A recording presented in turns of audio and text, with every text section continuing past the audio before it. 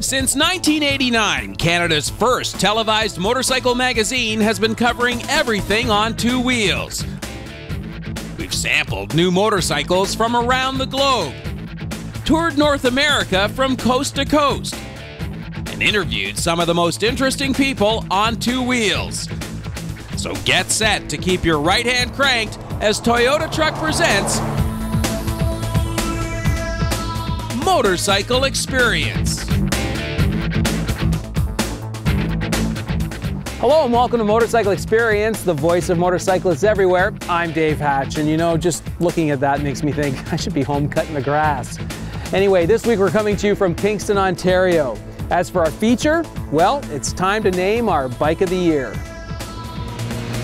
Also this week, we'll bring you the 12th and final entry from our BMW Motorrad Ultimate Riding Tour Diary, captured recently in Newfoundland. And speaking of ultimate rides, with the score now 3-2 in our Best of 6 Ultimate Challenge series, today we'll find out how Brian deals with the 6th and final challenge at the Sandley Motocross track. Plus, later on, Aliki Carrion will file another installment in her Learning Curve series. This week, she's shopping for a new set of wheels. Also, our roving reporter Paul Connard will meet up with another faithful viewer out on the open road. But first, we start the show not with our usual Bike of the Week, but rather our Bike of the Year. BMW's all-new luxury techno tourer, the K1600 GTL.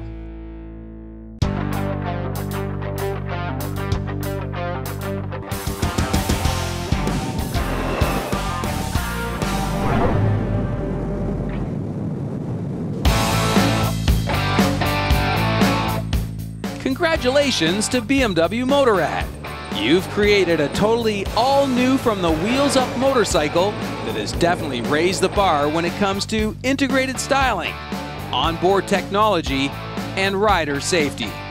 The heart and the soul of the GTL is a new fuel-injected inline 6. That's right, a 6-cylinder engine mounted across the frame. But that's just for starters. Other new high-tech advancements include an adaptive headlight that compensates for the pitch of the motorcycle while cornering, and the all-new multi-controller that, among other things, allows the operator to select 3 different engine maps on the fly. Oh, and did I mention the engine? BMW Motorrad says it produces a whopping 160 horsepower, but according to company spokesperson Chris Duff, it's the K1600 GTL's torque number that impresses most. The big key to this is that it's got almost 130 foot-pounds of torque. Right. I mean, even from 1500 RPM upwards, you're still dealing with 90 to 100 foot-pounds, and then it just flatlines. Torque monster is the right way to say it. The engine is actually angled forward 50 degrees, and that helps keep the center of gravity low. If you've noticed, the frame rail actually almost goes straight across, and it's sort of like, you know, knee height. So again, keeping the weight down. By having such a low seat, you know, it gets people flat-footed. Right. Last year with the S1000RR, we introduced power modes, right? And this has it as well. Right. Obviously tailored for, you know, a touring bike, but you can go through 3 different, you know, ride modes, basically, you could say. There's a rain mode, a road mode, and a dynamic mode. Right. Each one tailors the power slightly differently. It also adjusts the throttle response as well. Right. And also the traction control. All right. It worked so well with the S1000 last year that they've brought a touring version of traction control for this bike that you can you know, tailor to your riding style. You can also deactivate it if you don't want it. Now, of course, that's the company line. Great for the showroom brochure, but what about the real world? The man who road tested the K1600 GTL for us earlier this year is veteran riding instructor and longtime long-distance rider Ken Edick. I sat down with him earlier this week to discuss the merits of naming this Bimmer our Bike of the Year. So Ken, I know you've been riding since the early 70s. Sorry to give that away, buddy. But I also know that you're a big-time mileage guy, and that's why we had you pick the K1600 GTL as your ride of the week. For instance, this is your Goldwing. How many miles have you put on this? Well, this one's a baby as far as the rest of my Goldwings. This one's just coming up on 100,000 now. Wow, that's impressive. So you're on your way back from Bike Week. I called you up and I said, we've called the K1600 GTL Bike of the Year. What did you think about hearing that news? Was that the right choice? Yeah, I think it was. It was absolutely the best bike for the title. It's definitely light years ahead in so many facets over all the other bikes this year. Now, I know for me, one of the reasons I chose the bike as a proposal Bike of the Year was the engine. You know, it was a brand new engine from BMW, an inline 6, and I was just blown away by how smooth it was and the torque. The torque was just unbelievable. What did you think? It is. It's the roll-on. You know, I've been used to the wing for so many years, but the performance was that much more on the BMW, and that's where their forte has always been. They've always been that much more aggressive into the sport aspect of sport touring, right. And they got it right with this bike. Absolutely. Now, on the other side, the flip side, I think what you brought up many times during that road test earlier in the year was the technology. You were so impressed by that. Can you explain? Yeah, I mean, you're getting all the bells and whistles these days. I mean, they've got engine mapping. You can adjust the suspension on the go. Aside from the audio package, the GPS, there's so many variables that are now in control of the rider. You're not subjected to having a bike dialed in by one person and living with it. You can modify it to each liking, and the combinations are just unfathomable. Right. So did you like that eye control? Because that's really where it was all sort of starting, right? Being able to use that thumb wheel? Yeah, like I say, there's so many buttons available with everything available. It's nice to have it all in that one dial. The right. safety of motorcycle control is you don't have to take your hands off the handlebar. So you always still maintain the control of the bike, and it's menu driven. It just takes a little while to get used to, but everything's going that way. So many of the newer cars are introducing that same aspect. Right. So I like that all in one control. Yeah. The other thing you mentioned was the way the bike just felt integrated. Like it felt like it was all of a piece, right? The luggage worked all from one central location, but beyond that, just the bike itself felt uniform, you said. Yeah, I just like the way that BMW puts something together. It flows from one end to the other. It's uniform, but on the other hand, as much as it flows in their newest design of a full luxury sport tourer, you can take the bags in the trunk off. Right. So if you've really got that day where you want to go out with the boys and chase the best of them, you can get right into the full sport mode. Right. So you like the flexibility? Yeah. It's super, and it still offers everything that a luxury touring machine wants. Great luggage capacity, the fit and finish, and waterproof. It did the job. It's excellent. So you had 21 hours of ride time to get back from Daytona. You've had a chance to think about it. Do you still agree BMW K1600 GTL Bike of the Year? Yeah, I wish the name was a little shorter. It's a little much to remember, but definitely light years ahead of whoever's in second place. They've definitely captured a major target, and for right out of the box, from the ground up design, they've done a superb job. Thanks for joining me today. Not a problem, Dave. Nice work. Thanks. Congratulations once again to BMW Motorrad. The K1600 GTL has certainly written a brand new page in the Art of Touring manual. Still ahead, we're off to the Rock to get the last word in our ultimate tour of Newfoundland. Stay with us. Portions of Motorcycle Experience are brought to you in part by Honda, BMW Motorrad,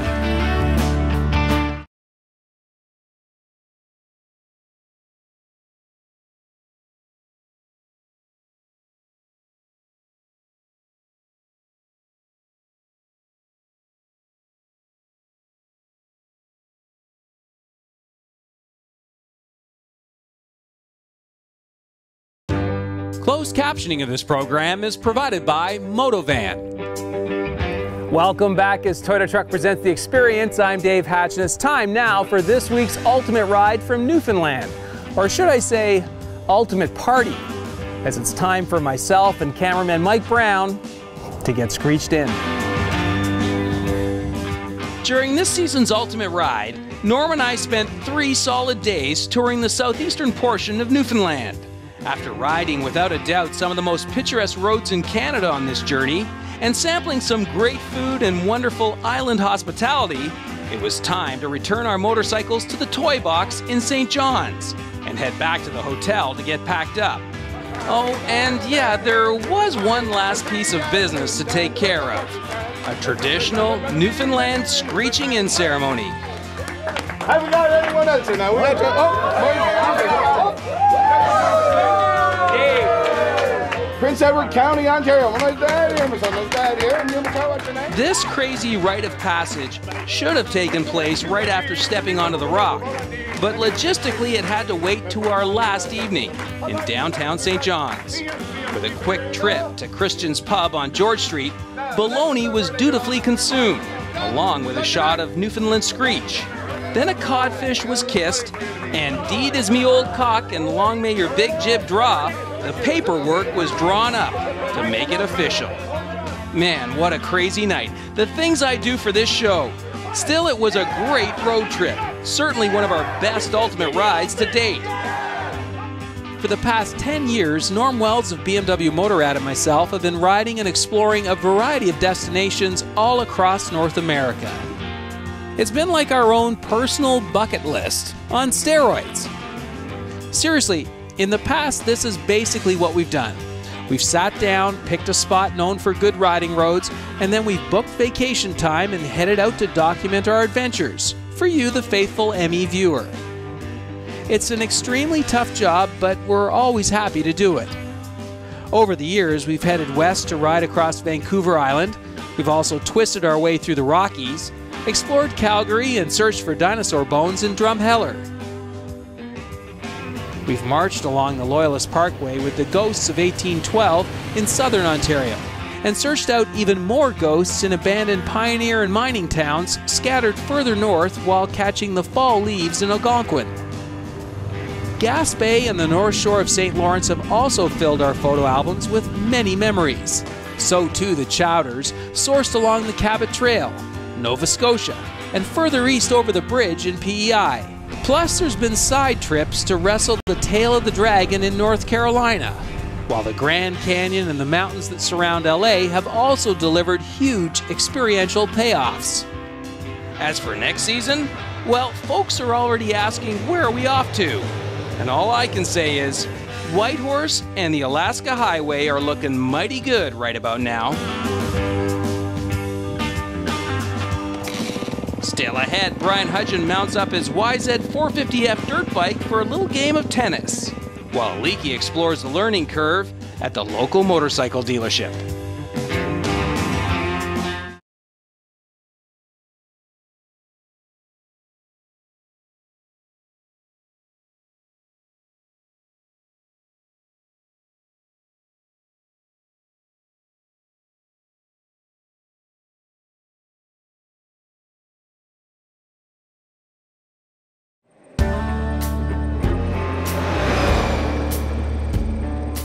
Okay, Mike, I got a Goldwing from Japan, a CBR 250 from Brazil, and a CBR 125 from Thailand. Welcome back as Toyota Truck presents The Experience. I'm Dave Hatch, and it's time now for the learning curve. This week, Aliki is shopping for a new set of wheels.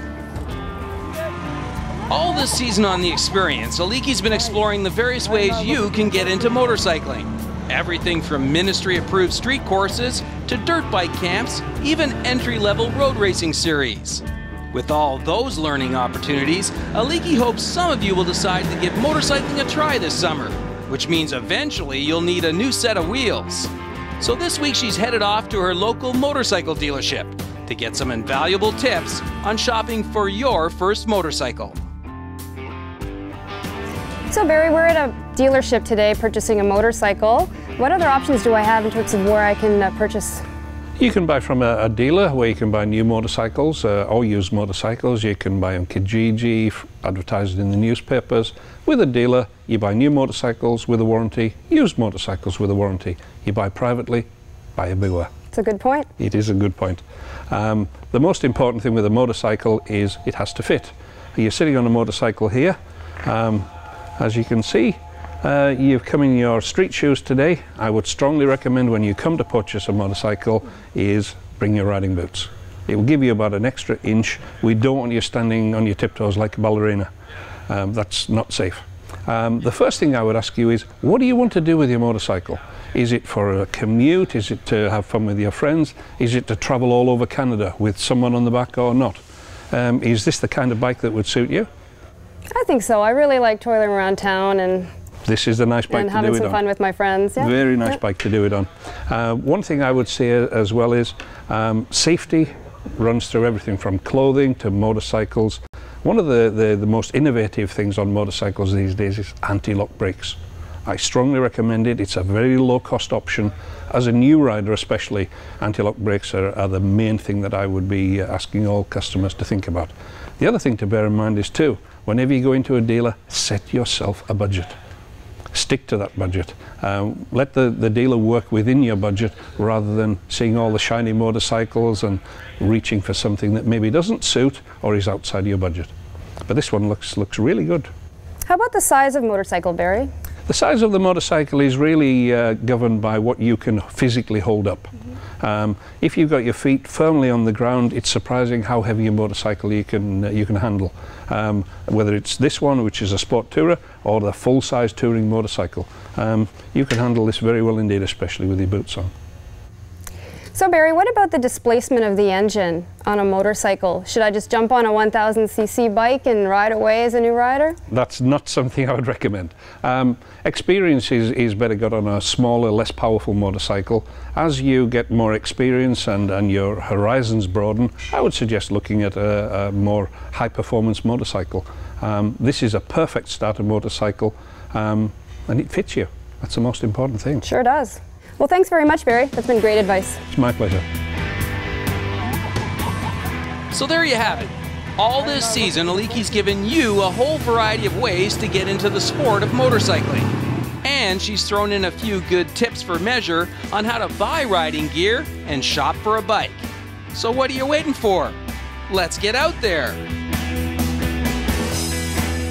Meanwhile, speaking of having fun on two wheels, a quick note now for your riding events calendar. Last year, you may recall that we threw together a very casual ride at the last minute for members of our Motorcycle Experience Riders Club. Basically, we all met at the fairgrounds in Picton, Ontario, and went for a scenic 2-hour horn trip of Prince Edward County. Before the ride, we asked everyone to kick in $20 for Hospice Prince Edward. And the ride was a home run. We raised nearly $2 grand and everyone had a blast.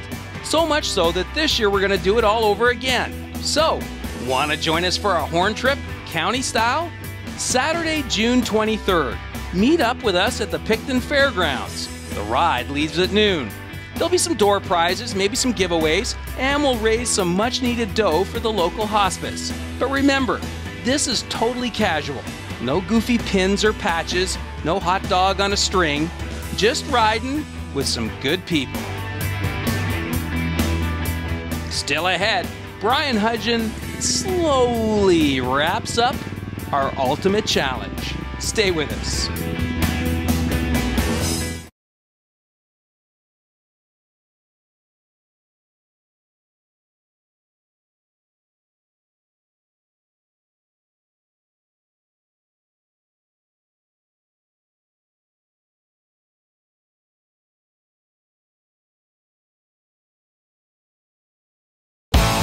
Portions of Motorcycle Experience are brought to you in part by Honda,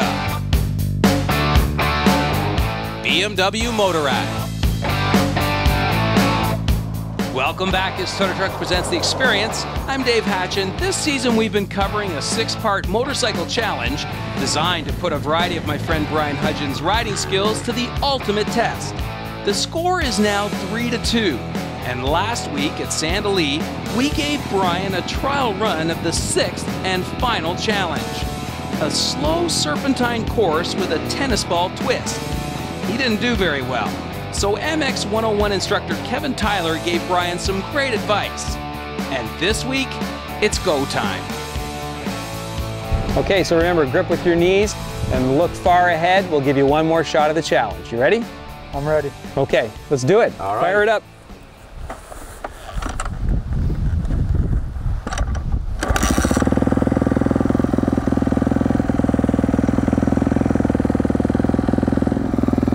Okay, good luck.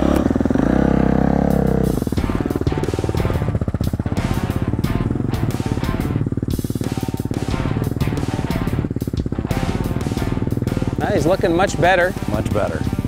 Nice and smooth. This corner's the tricky part. Yeah, yeah. If he doesn't get his head up. What? Oh. Darn. He was looking so promising there. It was very promising.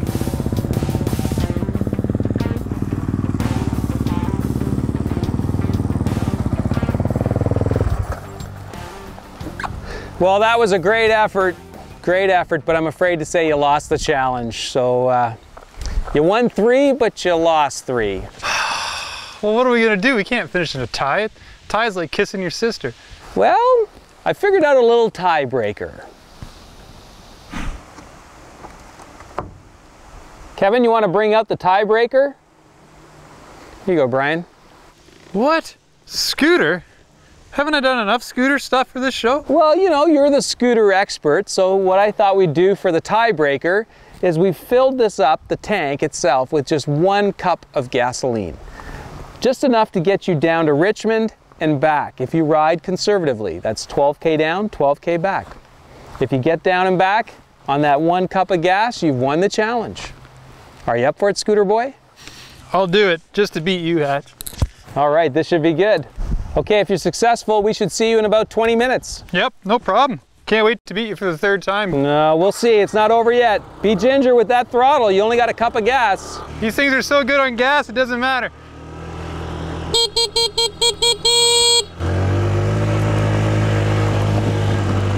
Man, you know, I'm just so bad with numbers. Did I say a cup of gas or was it an ounce of gas? Jeez. Ooh, that's evil.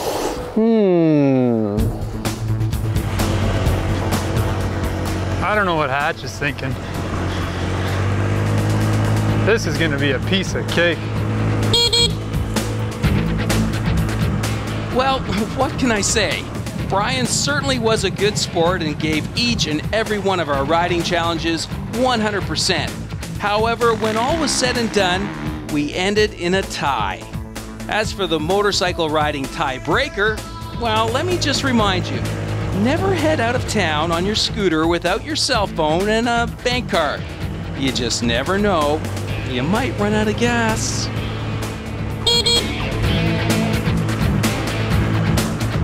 Well, you know, eventually when we did catch up with Brian, I think that was after the lunch and the round of golf, he was a pretty good sport about the whole thing. Anyway, that's it for this week's program, folks. In fact, that's it for this season. We give the last word to our newest member of the team, our roving reporter, Paul Connor. So till next week, till next season, keep your feet on the pegs and your right hand cranked.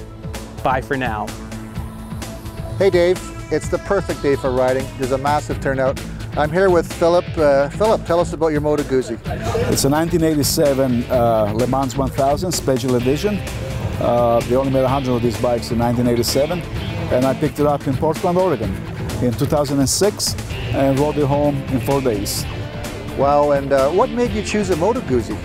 I have pictures of my grandfather riding them in 1935 or 1930. Plus I like the engine. I like the V engine, the drive shaft. They have lots of torque and they handle great. And what's the best part about riding this Moto Guzzi? It's Italian.